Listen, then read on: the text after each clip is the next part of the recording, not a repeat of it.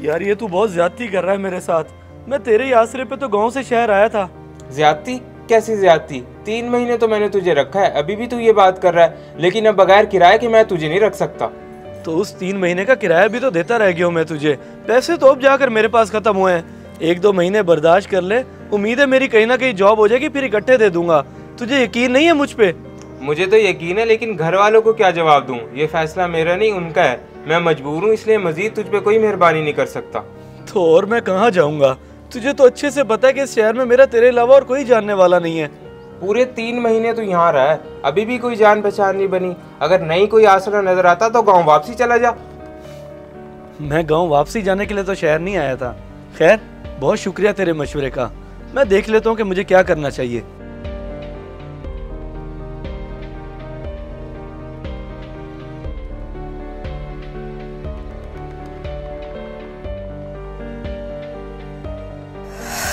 हाँ हाँ बिल्कुल, आ जा यार, मैं हूँ ना यहाँ पे, संभाल लूंगा सब। फिर तो ठीक है यार, मैं आज ही आ जाता हूँ। लेकिन रिहाइश वगैरह? उसकी कोई टेंशन नहीं है, तू एक दफ़ा शहर आ तो जा, सब हो जाएगा। चलो मैं फिर निकलता हूँ थोड़ी देर में।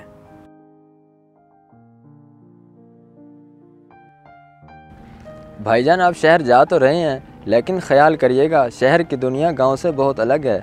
कैसे अलग है छोटे? वहाँ पर भी तो यहाँ की तरह इंसान ही रहते हैं, कोई दूसरी मखलूक थोड़ा। लेकिन फिर भी भैया, गांव में तो हर दूसरा बंदा जानने वाला है। मैं तो यही कहूँगा कि आप ना जाएं। ना जाऊं?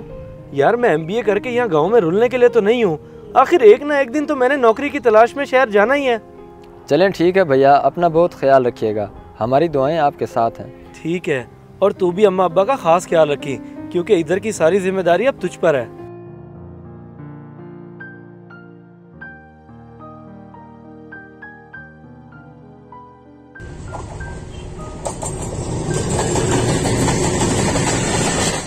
मैंने रिहाइश का तो कहा था, लेकिन ये नहीं कहा था कि बिल्कुल मुफ्त होगी। हम ऊपर वाले पोर्शन का 15,000 रुपये किराया लेते हैं, तू 7-8 हज़ार दे दी। 7-8 हजार?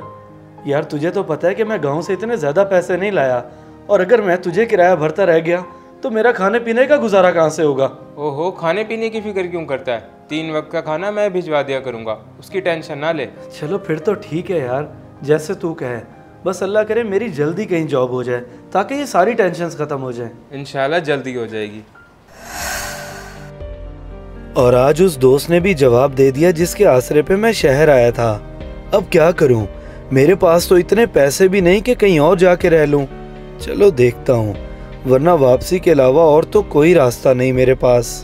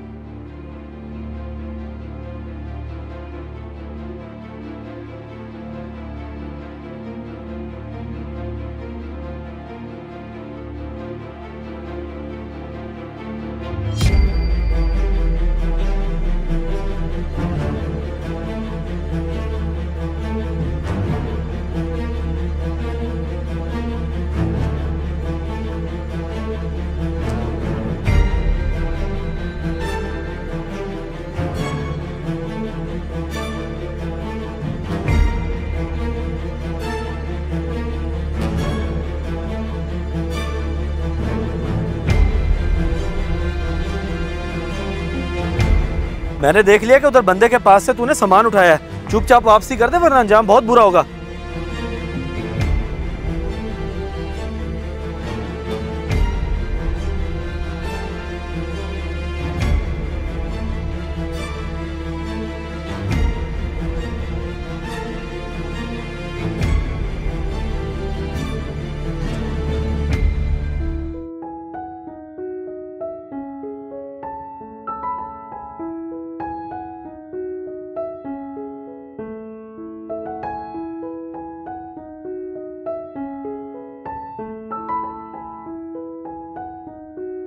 तुम्हें पता भी है जिनकी तुमने जान बचाई वो कितने बड़े ऑफिसर हैं?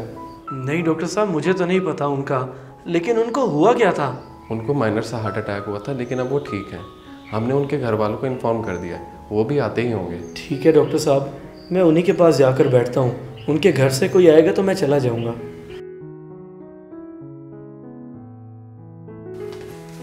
सर अब कैसी तबीयत है आपकी? अब मैं काफ़ी बेहतर हूँ। मुझे डॉक्टर ने बताया कि तुम मुझे यहाँ पे लेके आए थे। अब मुझे समझ नहीं आ रही कि मैं तुम्हारा किस तरह से शुक्रिया अदा करूँ। अरे नहीं सर, शुक्रिया की क्या बात है, ये तो इंसानियत के नाते मेरा फ़र्ज़ बनता था। और सर ये सामान आपकी अमानत, ये रख रहा हूँ। बड़े ईमानदार शख्स मालूम होते हो, क्योंकि अगर तुम्हारी जगह कोई और होता तो ये सामान लेकर कब का भाग चुका होता और इस तरह इंसानियत ना दिखाता। खैर, कहाँ रहते हो तुम? सर मैं यहाँ शहर से नहीं हूँ, बल्कि गांव से है वो नौकरी की तलाश में। मैंने MBA किया हुआ है। यहाँ अपने दोस्त के पास रह रहा था, लेकिन 3 महीने गुजारने के बाद भी मुझे कोई नौकरी ना मिल सकी और दोस्त ने भी जवाब दे दिया। तो अब यही सोच रहा हूँ कि यहाँ पे रहूँ या गांव वापस चला जाऊँ। ओहो, तुमने MBA किया हुआ है और बेरोज़गार हो, ये तो बड़े ही दुख की बात है। बस सर क्या कह सकते हैं, तालीम के साथ साथ नसीब की भी बात होती है। शायद मेरे नसीब में ही नहीं है नौकरी। ऐसी बात नहीं है। क्यों नहीं है तुम्हारे नसीब में नौकरी? तुम एक ईमानदार पढ़े लिखे इंसान हो। मैं तुम्हें सपोर्ट करूँगा ताकि तुम्हारी तालीम के मुताबिक मेरे ही डिपार्टमेंट में तुम्हें अच्छी से अच्छी नौकरी मिल जाए। अरे सर ठीक है, थैंक यू सो मच।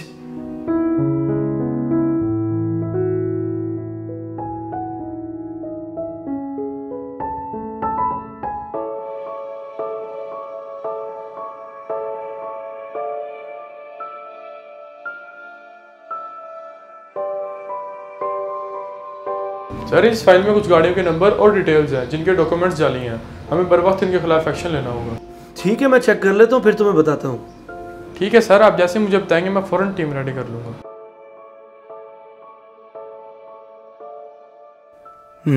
तो क्या नंबर्स हैं? LEE2104 हैं? ये नंबर तो कहीं जाना पहचाना सा है। देख यार बाबा, आज ये गाड़ी लेके आए हैं और मिल भी बहुत अच्छे पैकेज में गई है। माशाल्लाह बहुत प्यारी गाड़ी है। और अच्छे पैकेज में मतलब ये कि ये हमने ली है 20 लाख की, 5 लाख अभी दे दिए और बाकी के 15 लाख की पेमेंट 6 महीने बाद करेंगे। 6 महीने? फिर तो ठीक है यार, चलो अल्लाह नसीब करे।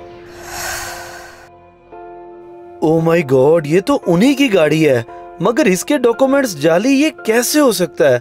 जरूर दाल में कुछ काला है। जी ठीक है, मैं उनसे बात कर लेता हूँ। हाँ बोलो, तुम क्या कह रहे थे? सर आजम ने अभी मुझे फाइल दी है जिसमें कुछ गाड़ियों की डिटेल्स हैं जिनके डॉक्यूमेंट्स जाली हैं। हाँ फिर जल्दी से उनको ट्रेस करके पकड़ो। देर किस चीज़ की है? जी सर, बस एक छोटी सी रिक्वेस्ट है। उन गाड़ियों में से एक गाड़ी मेरे उसी दोस्त की है जिसका मैंने आपको बताया था। उनकी? लेकिन उन्होंने क्यों जाली डॉक्यूमेंट्स वाली गाड़ी रखी हुई है? अरे नहीं सर, उन्होंने नहीं रखी होगी। जिस शख्स ने उन्हें गाड़ी सेल किया यकीनन उसने उनके साथ फ्रॉड किया होगा, क्योंकि वो लोग तो बहुत शरीफ हैं और मैं ये कभी नहीं चाहूंगा कि बिला वजह वो किसी मुसीबत में आए। ठीक है, तुम फिर उनसे मिलके उन्हें सारी हकीकत बता दो ताकि उन्हें कोई भारी नुकसान ना उठाना पड़े। Thank you so much sir, मैं अभी बता देता हूँ।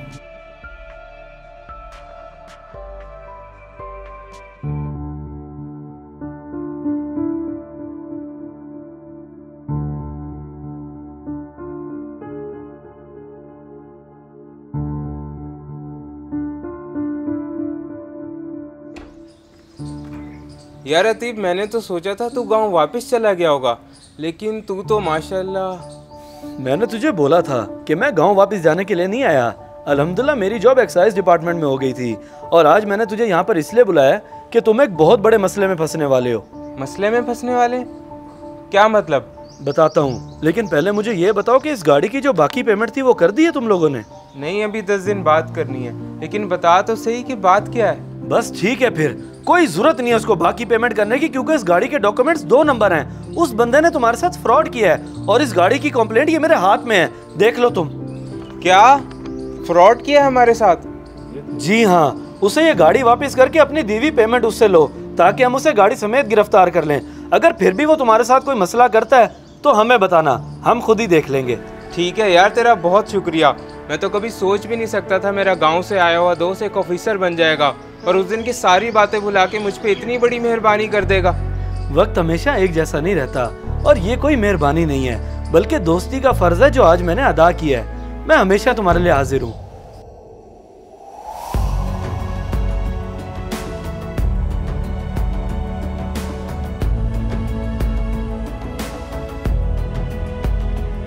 इस मैसेज को सदका जारिया समझ के ज्यादा से ज्यादा शेयर करें। शायद आपकी वजह से किसी की इस्लाह हो जाए।